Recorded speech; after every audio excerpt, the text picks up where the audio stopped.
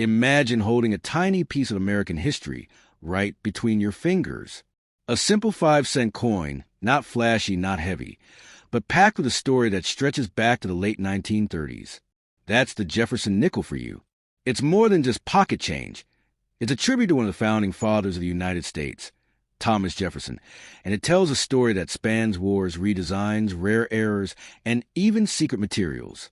It's crazy to think that something so small could carry so much history, right? Now, the Jefferson Nickel first came into the scene in 1938. Back then, the United States Mint decided it was time to retire the old Buffalo nickel, which had been around since 1913. It was a beloved design, sure, but it was notoriously hard to produce. The fine details wore down the dies way too quickly, costing the mint time and money. So, in 1938, they held a public competition to find a new design. Artists from across the country submitted their ideas, and guess who won? A guy named Felix Schlag. His simple yet dignified portrayal of Jefferson, paired with the beautiful Monticello on the back, won the hearts of the judges. But funny enough, the original design Felix Schlag submitted wasn't exactly what we see on the coins today. His first version had a much more artistic, European-style Monticello that was way too fancy for the officials.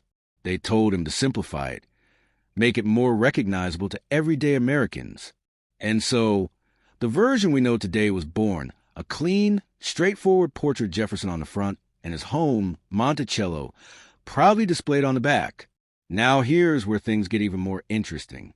During World War II, America faced a shortage of nickel metal, which was needed for the war effort.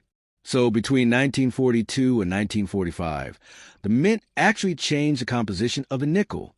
Instead of 75% copper and 25% nickel, like usual, the wartime nickels were made of 56% copper, 35% silver, and 9% manganese.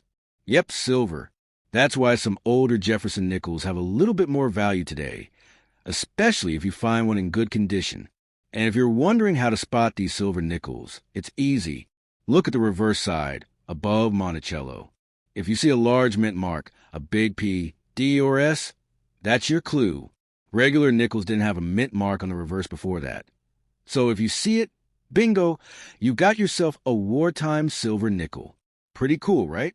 Collectors absolutely love hunting for these. Some people have even found silver nickels just by checking their spare change. Imagine that. Free silver just lying around in your pocket. Now that's the kind of treasure hunt anyone can get behind. But the Jefferson Nickel story doesn't stop there.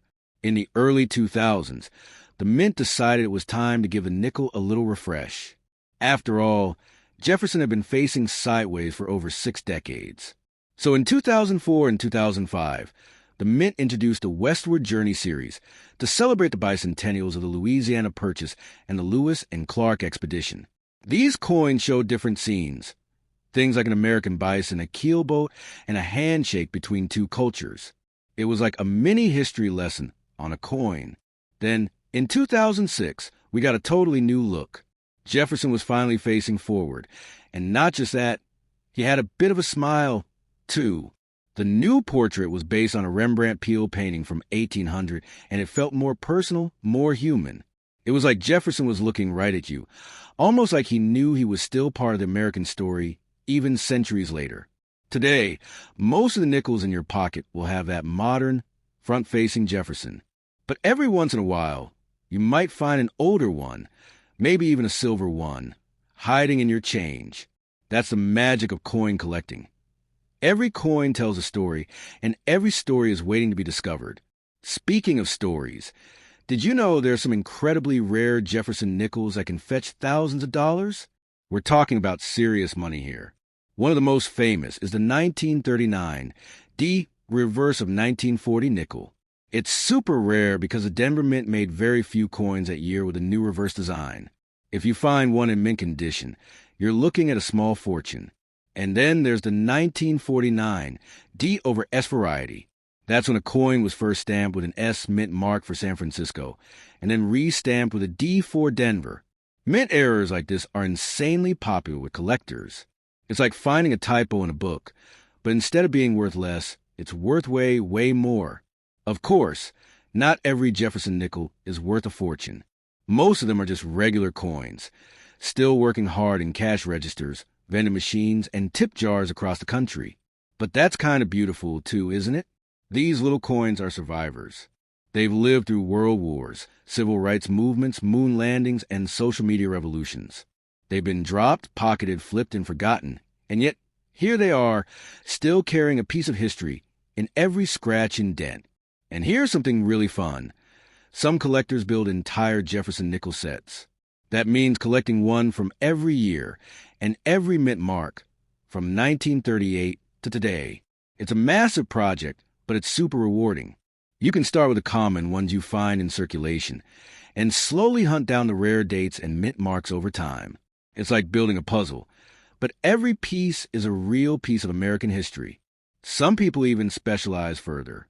They might focus only on the silver nickels, or only on the early years, or even on error coins. The possibilities are endless. And trust me, once you start, it's hard to stop. There's something addictive about searching for that next coin to complete your collection. Like a treasure hunt that never really ends. And guess what? You don't have to spend a fortune to get started. In fact, you can begin your collection today just by checking your spare change. You'd be surprised how many older nickels are still floating around out there. And even if you want to get more serious, there are tons of affordable options online at coin shops and at local coin shows.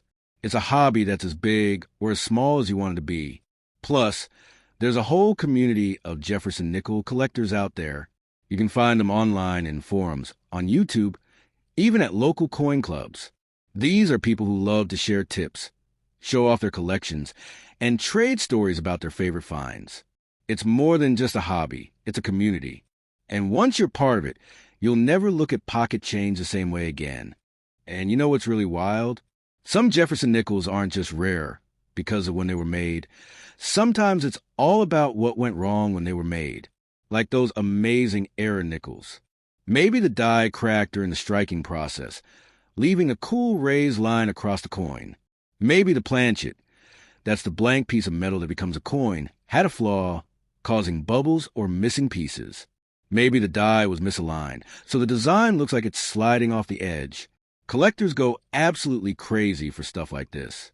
One of the most famous errors is the 1943 P doubled eye nickel. If you look at Jefferson's eye with a magnifying glass, it looks like he's got two eyes stacked on top of each other. It's super freaky and super valuable if you can find one in good shape. Imagine finding one of those little mistakes from 80 years ago hiding in an old coin jar.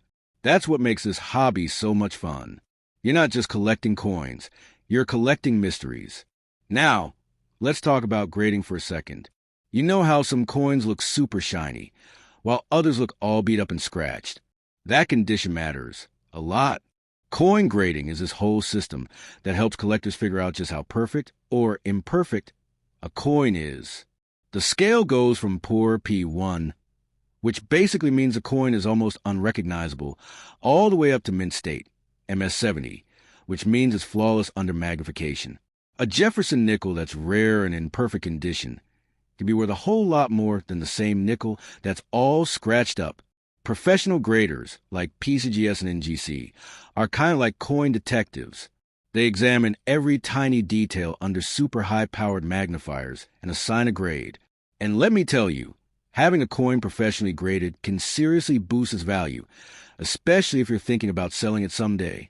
But honestly, you don't have to worry about all that if you're just starting out. Some of the most satisfying collections are the ones people build themselves, one find at a time, one little story at a time. Every fingerprint, every scratch, every smudge, it all tells a story of where that coin has been. Maybe your nickel bought a soda at a drive-in movie back in the 1950s. Maybe it was part of a soldier's pocket change during World War II. Maybe it sat in a jar on someone's dresser for decades, forgotten until today. In a world that moves 1,000,000 miles an hour, that's pretty special, don't you think? And speaking of special, there's something about Jefferson himself that makes this coin even more meaningful. Jefferson wasn't just a president. He was a writer, an inventor, a thinker. He believed deeply in education, in curiosity, in exploration, and that spirit, that hunger for knowledge and discovery, is baked into every Jefferson nickel. It's a reminder that history isn't just something that happened a long time ago. It's alive, it's evolving, and it's right here, even in the coins we carry in our pockets.